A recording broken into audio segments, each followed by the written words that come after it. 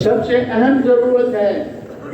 اللہ نے انسان کے ساتھ دنیا میں بہت سی ضرورتیں لگائی ہیں، کھانے کی ہے، پینے کی ہے، پہننے کی ہے، مکان کی ہے، سواری کی ہے، شادی کی ہے۔ یہ ضرورتیں اللہ نے انسان کے ساتھ لگائی ہیں، لیکن ان سب میں سے جو ضروری ہے وہ ہدایت کے نور کو حاصل کرنا ہے۔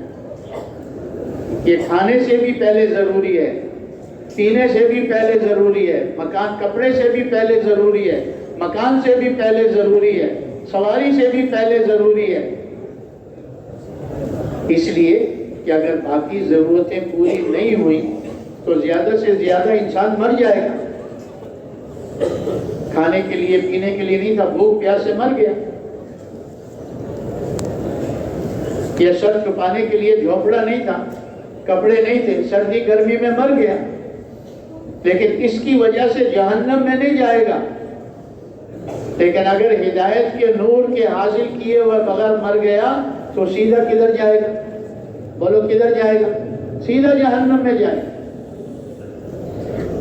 تو ہدایت انسان کی دنیا میں ہر انسان کی سب سے پہلی اور اہم ضرورت ہے۔ اسی لیے اللہ پاک نے اس کے مانگنے کو بھی فرض قرار دیا ہے۔ ویسے تو اللہ کی طرف سے ہے ادعونی استجب لکم، مجھ سے مانگو میں تمہاری ضرورتوں کو پورا کروں۔ اللہ نے بتا دیا وَإِن مِّن شَيْءٍ إِلَّا عِندَنَا خَزَائِنُ، میرے پاس ہر چیز کے خزانے ہیں۔ حضور صلی اللہ علیہ وسلم نے بھی کہ چھوٹی سے چھوٹی چیز بھی اللہ سے مانگو، بڑی سے بڑی چیز بھی اللہ سے مانگو۔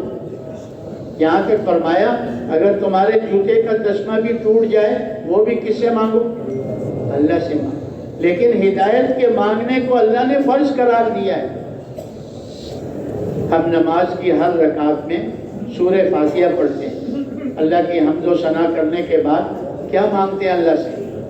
اہدنا الصراط المستقیم، کہ اللہ ہمیں سیدھے راستے پر چلا دے۔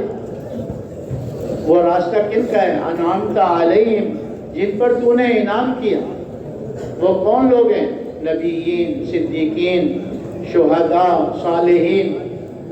یہ انعام یافتہ لوگ تھے، ہدایت یافتہ لوگ تھے۔ ہم غیر المغضوب علیہم ولا الضالین آمین، کہ اللہ جو گمراہ ہوئے اور جن پر تیرا غضب ہوا ان کے راستے سے ہماری حفاظت فرما، یہود و نصارہ کے راستے سے ہماری حفاظت فرما۔ اور پھر کیا کہتے ہیں؟ آمین کہتے ہیں نا بھائی، کہ اللہ ہماری اس دعا کو قبول کر۔ تو ہدایت کا مانگنا فرض قرار دیا اللہ نے۔ اور یہ ہدایت ایسی نہیں ہے کہ ہر کسے نہ کسے کو مل جائے۔ بے طلب کو اللہ ہدایت نہیں دیتے۔ اللہ کی سنت کیا ہے؟ وَيَهْدِي إِلَيْهِ مَن يُنِيبُ وَيَهْدِي إِلَيْهِ مَنْ أَنَابَ۔ اللہ پاک اس دل کے اندر ہدایت کا نور ڈالتے ہیں جو دل اللہ کی طرف پھرتا ہے۔ جو دل اللہ کے غیر کی طرف پھرا ہوا ہے، مخلوق کو دیکھ کر چل رہا ہے، مخلوق کے اثر سے لے کر چل رہا ہے، یہ دل تو اللہ پاک کے نزدیک نجس و ناپاک دل ہے۔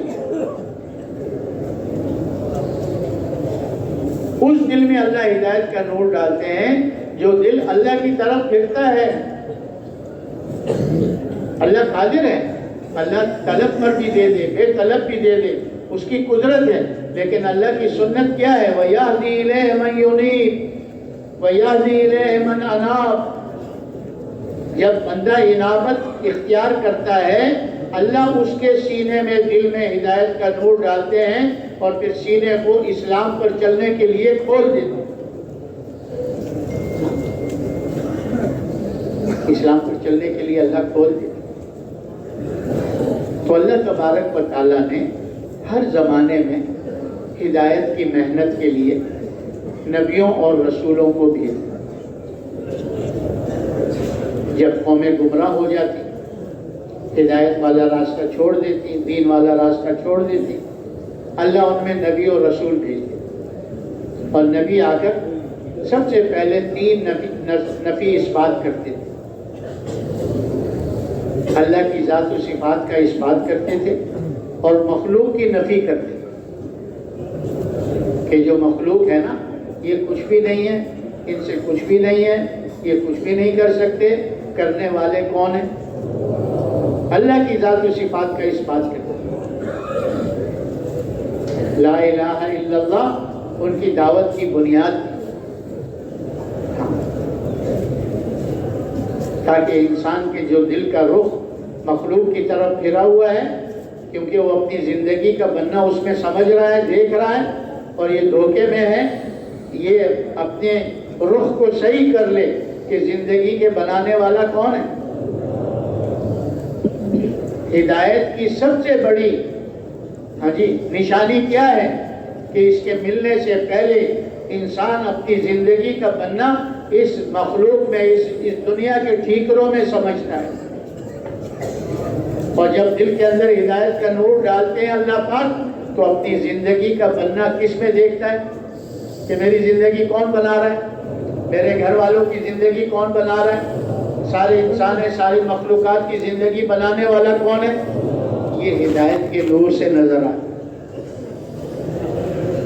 اس لیے سارے نبی دعوت کے ذریعے سے مخلوق کی نفی کرتے تھے تاکہ انسان کے دل سے یہ مخلوق کا اثر نکلے اور خالق کی ذات و صفات کا اثر دل میں، تاکہ یہ اللہ کی طرف آگے بڑھے اور اللہ اس کے دل میں ہدایت کا نور ڈال دے اور اس کو نظر آئے کہ سب کچھ اللہ ہی اللہ ہے، باقی سارا دھوکہ ہے۔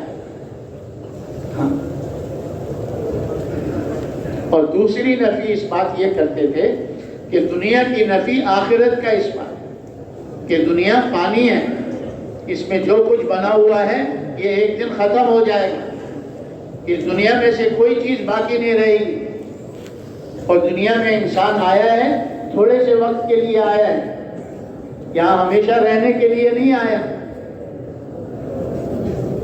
اس لیے دنیا سے جی نہ لگائے، دنیا کی بے ثباتی اس کے دل میں ہو۔ کہتے ہیں جب دنیا کی محبت ہوتی ہے نا تو پھر سارے پیر و مرشد مل کر بھی اس کو ہدایت نہیں دے سکتے۔ تو دنیا راس کل خطیئت، دنیا کی محبت سارے خطاؤں کی جڑ ہے۔ دنیا کی محبت کیا ہے بھائی؟ سارے خطاؤں کی جڑ ہے۔ تو دنیا کی وہ نفی کرتے تھے کہ بھائی یہ مسافر خانہ ہے، پہلے تمہارا باپ تھا، اس کے پہلے اس کا باپ تھا، اس سے پہلے اس کا باپ تھا، اس سے پہلے اس کا باپ تھا، تو یہ مسافر خانہ ہی ہوا نا۔ آج تم ہو، کل پتہ نہیں کون ہوگا، پرسوں پتہ نہیں کون ہوگا۔ اور آخرت کو اتنا بولتے تھے مرنا ہے، قبر میں جانا ہے، حشر میں کھڑا ہونا ہے، آگے پل صراط ہے، اس سے گزر کر جنت ہے، پل صراط کے نیچے جہنم ہے۔ اس آخرت کو سامنے رکھو۔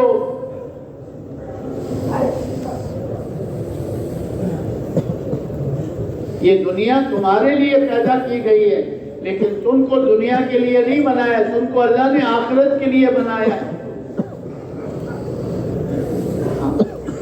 اور دنیا میں ایسے چلو کہ یہ دنیا اندر نہ آئے، اندر صرف اللہ ہو۔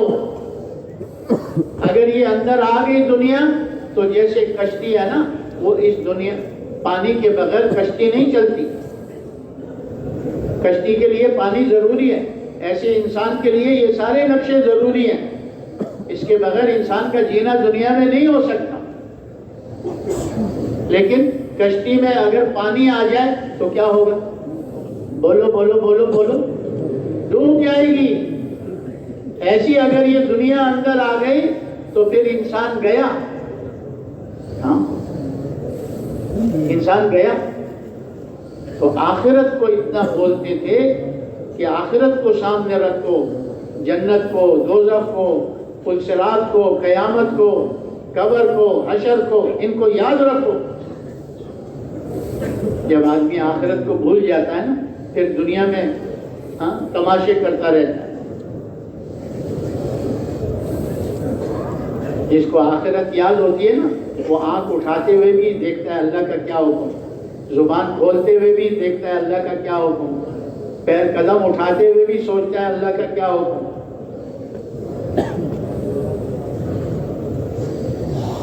اور جو آخرت کو بھول گیا پھر مستیاں کرتا ہے۔